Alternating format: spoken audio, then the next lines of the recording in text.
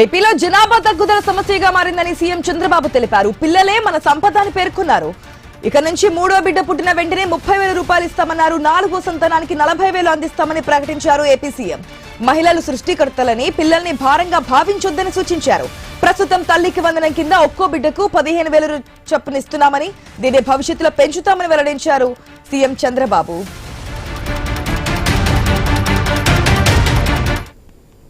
తగ్గిపోతా ఉంది.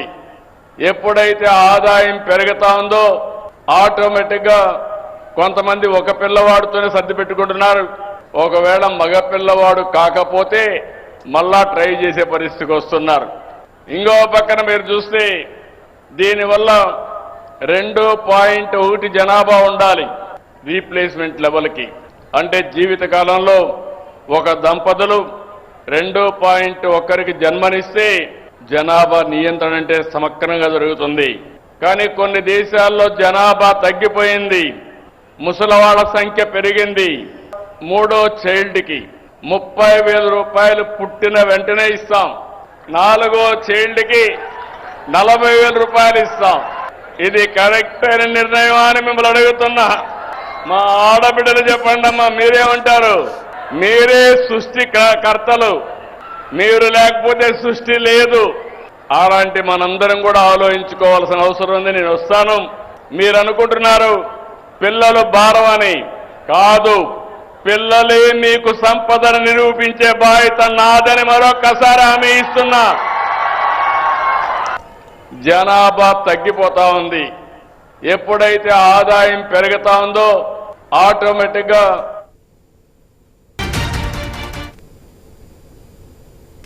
ఏపీలో జనాభా తగ్గుదల సమస్యగా మారిందంటూ కూడా సీఎం చంద్రబాబు తెలిపారు. పిల్లలే మన సంపద అని పేర్కొన్నారు ఆయన. ఇక మూడో బిడ్డ పుడితే గనక 30,000 రూపాయలు ఇస్తామన్నారు. 4వ సంతానానికి సంబంధించి 40,000 రూపాయలు అందిస్తామంటూ కూడా ప్రకటించారు. ఈ నిర్ణయం సరైనదా కాదా అంటూ కూడా అక్కడ ఉన్నటువంటి ప్రజల్ని, మహిళలను అడిగి కూడా సమాధానం తెలుసుకున్నారు. ఇక మహిళలు సృష్టికర్తలని, పిల్లల్ని భారంగా భావించొద్దని సూచించారు ఆయన. ప్రస్తుతం తల్లికి వందనం కింద ఒక్కో బిడ్డకు 15,000 రూపాయలు చొప్పున ఇస్తున్నామని, దీన్ని భవిష్యత్తులో మరింత పెంచే అవకాశం కూడా ఉందంటూ ఆయన స్పష్టం చేశారు.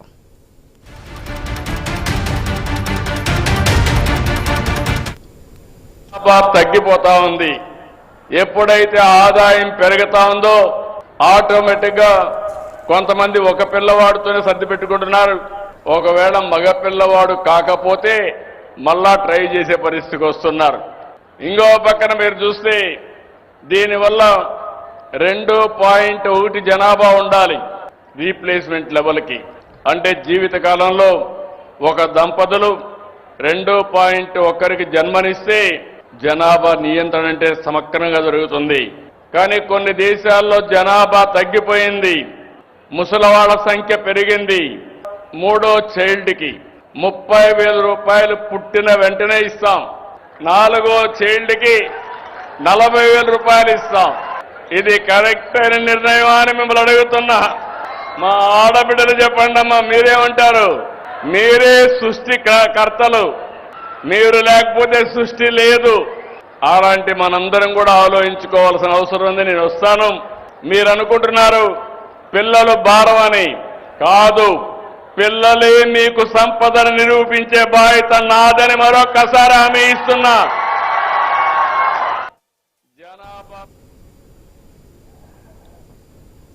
రైట్, ఏపీలో జనాభా తగ్గుదల సమస్యగా మారిందంటూ కూడా సీఎం చంద్రబాబు మాట్లాడినటువంటి కామెంట్స్ మనం చూస్తున్నాం. ఇదివరకు చూస్తే గనక ఒక్కరు ముద్దు ఇద్దరు వద్దు అనే ఒక నినాదం ఉండేది. ఎందుకంటే అప్పుడు సంతానం ఎక్కువగా ఉండేవారు, పిల్లలు జనాభాకు సంబంధించి ఎక్కువగా ఉండేటువంటి సందర్భాలు మనకు కనిపించాయి. సో ఇప్పుడు జనాభా తగ్గుదల అనే సమస్యగా ఏర్పడింది కాబట్టి పిల్లల్ని కనండి అని చెప్పి గతంలో కూడా మాట్లాడారు. నిన్న కూడా ఇదే కామెంట్స్ చేసినటువంటి సందర్భం మనకు కనిపించింది. అప్డేట్స్ తెలుసుకుందాం మా ప్రతినిధి గణేష్ ద్వారా. Good morning Ganesh. నేను ఏపీ సీఎం చంద్రబాబు ఏపీలో జనాభా సమస్యగా మారుతుంది కాబట్టి వృద్ధుల జనాభా పెరుగుతోంది, యూత్ అనేది రావాలి, దాని ద్వారా సంపద పెరుగుతోంది, సంపద పెరిగించే బాధ్యత నాది అంటూ కూడా మాట్లాడారు. మూడో సంతానం ఉంటే 30,000, 4వ సంతానం ఉంటే 40,000 ఇస్తామంటూ చెప్పారు. డీటెయిల్స్ ఏంటి? దీనికి సంబంధించి ప్రజల దగ్గర నుంచి వస్తున్నటువంటి సమాధానం ఏంటి? అంటే ప్రస్తుతం భార్యాభర్తలు అనే విషయంలో పిల్లల యొక్క ఉత్పత్తి అనేది తగ్గిపోతుంది. ఈ కారణంగా ఆంధ్రప్రదేశ్ రాష్ట్రంలో 1993లో 3% ఉన్నటువంటి జనాభా రేటు ఇప్పుడు 1.5గా పడిపోవడం జరిగింది. దీంతో పిల్లల కనేవాళ్ళ సంఖ్య తగ్గిపోవడంతో రాష్ట్రంలో ఉన్నటువంటి వృద్ధుల సంఖ్య పెరిగిపోతుంది. ప్రస్తుతం మనం చూస్తే